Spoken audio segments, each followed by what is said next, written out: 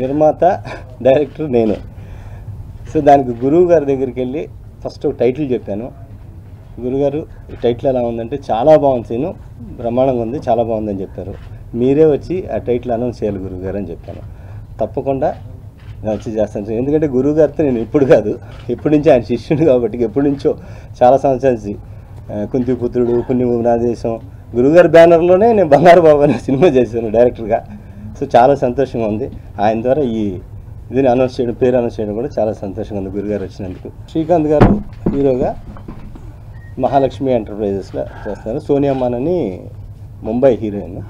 So అందరూ all ఆర్టిస్టులు ఉన్నారు. టాకీ మొత్తం ఫినిష్ అయిపోయింది. ఇంకా 3 సాంగ్స్ బ్యాలెన్స్ ఉన్నాయి. ఈ నెలలోనే ఆ 3 సాంగ్స్. ఒక సాంగ్ వచ్చి ఐటమ్ సాంగ్, 2 సాంగ్ వచ్చి డ్యూయెట్స్ ఉన్నాయి. అవి ఫారెన్లో చేద్దామని ప్లాన్ చేస్తున్నాము. సో ఇప్పుడు డబ్బింగ్ కార్యక్రమాలు అన్నీ కూడా జరుగుతూ ఉన్నాయి యాస్టేజ్గా. జొన్నలగడ్డ సొంతంగా నిర్మిస్తూ డైరెక్ట్ చేస్తున్న పిక్చరు. నెంబర్ 1 ఈ పిక్చర్ స్టార్ట్ చేయడానికి వచ్చినప్పుడు నేను చెప్పా, సరే ఇలా పిక్చర్ చేస్తున్నానండి అన్నాడు. అంటే అవసరం అని అడిగాను నేను. కాదు సార్ ప్రస్తుతం అవసరమేనండి అన్నాడు. ఎందుకు అవసరం అంటే ఎవరికాడు స్టార్ట్ చేస్తున్నారండి, మధ్యలో బ్రేక్ వచ్చి ఆపేస్తున్నారు, దాంతో కెరీర్ ఇదవుతుంది, అందుకని కష్టపడి నేనే చేసుకుందా డిసైడ్ చేసుకున్నాను అని చెప్పాడు.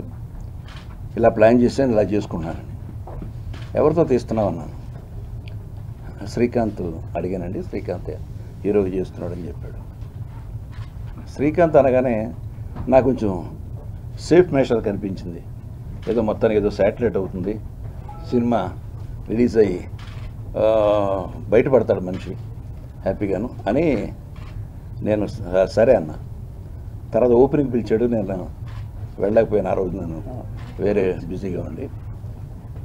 యాక్చువల్గా ఇప్పుడు కూడా నేను బయటికి రానని చెప్పాను, ఎందుకంటే గడ్డం పెంచడం ప్రారంభించా షూటింగ్ కోసం. రేపు 22nd షూటింగ్. నేను షూటింగ్ ప్రారంభించే వరకు ఎక్కడికి బయటకు వెళ్ళాను. కాదు సార్ మీ చేత్తో వచ్చి ఈ టైటిల్ మీరు బాగుందన్నారు కాబట్టి మీరే అనౌన్స్ చేయాలన్నాడు. అంటే బాగుందని చెప్పడం అనేది నేరమైంది, అందుకని నేనే చెప్పాను. బట్ అయినప్పటికీ కూడా ఇతను సినిమా చేస్తున్నాడు అనేది నిజంగా చాలా వరకు ఇంతవరకు పెద్ద విస్తృతంగా ప్రచారం కాలేదు. అది దానికి కారణం ఏంటంటే ప్రమోషన్ జరగలేదు. అసలు ఆ సినిమా ఎక్కడ జరుగుతుంది, ఎప్పుడు జరుగుతుంది, ఏం సినిమా, టైటిల్ లేదు, శ్రీకాంత్ సినిమా లేదా జొన్నలగడ్డ సినిమా, ఇలా కన్ఫ్యూజన్ ఉంది. కాబట్టి ఇది ఎడితే తప్ప కాస్త బయట ఫోకస్ అవ్వడానికి కూడా అవకాశం ఉండదనే ఉద్దేశంతో ఇవాళ ఈ ప్రెస్ మీట్ ఏర్పాటు చేస్తే తప్పకుండా వస్తానండి. దీనికి టైటిల్ నా దగ్గరికి వచ్చి చెప్పాడు.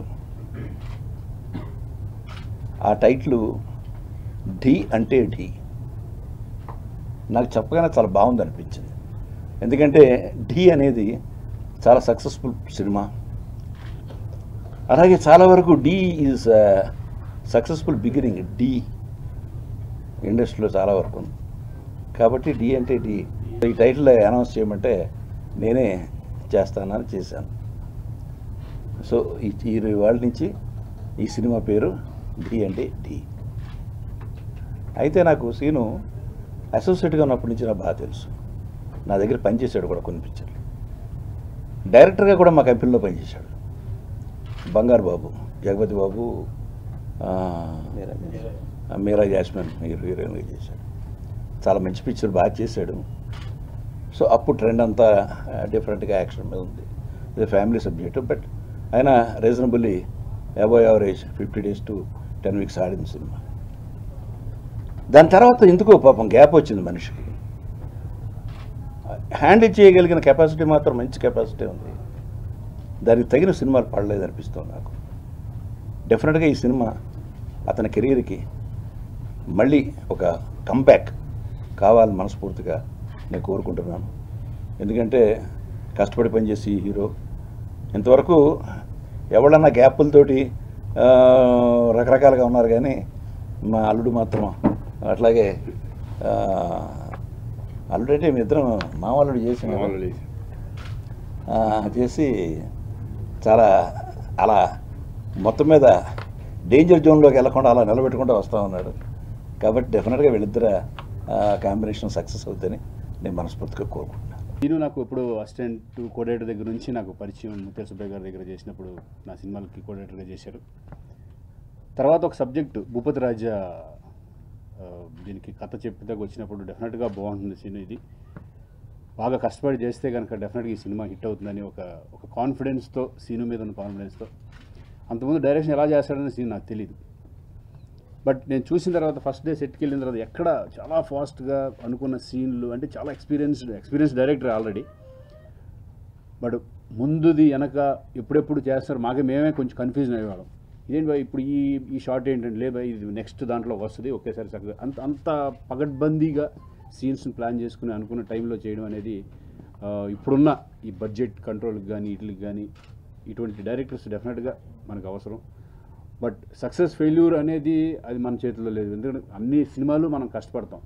బట్ కరెక్ట్గా వెళ్ళి ప్రమోషన్ కరెక్ట్గా అయ్యి దాని తర్వాత సబ్జెక్టు కరెక్ట్గా ఆడియన్స్కి వెళ్ళిన రోజు డెఫినెట్గా సక్సెస్ అనేది అవుతుంది.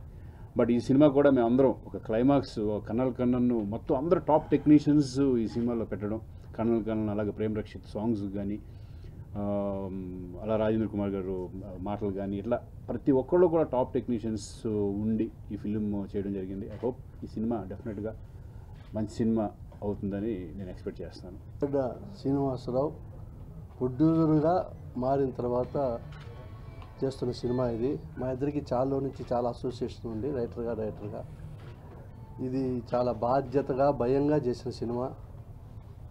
డి అంటే డి అనే టైటిల్ గురువు గారు ఓకే చేస్తే ఓకే చేద్దాం అనుకున్నాము. వినంగానే ఆయన బాగుందయ్యా మంచి టైటిల్ ప్రొసీడ్ అవ్వండి అనగానే కొండంత బలం వచ్చింది సీనోకి. పేరు డి అంటే డి, ఫుల్ ఆఫ్ ఎంటర్టైన్మెంటు. అన్ని క్యారెక్టర్స్ మధ్యలో ఒక చిన్న సవాలు మాదిరి, ఒక చిన్న ఢీ కొట్టుకోవడం లాంటిది హీరోయిన్స్ మిగతా క్యారెక్టర్స్ మధ్యలో కథలోనే ఒక గమ్మత్తైన ఒక సవాల్ లాంటిది కంటిన్యూ అవుతూ ఉంటుంది. ఆల్ కమెడియన్స్ ఉన్నారు. 100% ఎంటర్టైన్మెంట్ ఫిల్మ్ ఇది. యాక్షన్ ఉంది, చైల్డ్ సెంటిమెంట్ ఉంది. సెకండ్ హాఫ్లో చాలా major portion of the movie ఒక పబ్లిక్ స్కూల్లో జరుగుతుంది. పిల్లల మధ్యలో పిల్లలు, హీరోయిన్ వీళ్ళిద్దరి మధ్య సన్నివేశాలు చాలా బాగా వచ్చాయి. స్పోర్ట్స్ ఉన్నాయి దీంట్లో ఒక సర్ప్రైజ్ ఎలిమెంట్ ఉంది. అది సినిమా పబ్లిసిటీ లాంచ్ చేసిన తర్వాత చెప్దాం అనుకుంటున్నాము.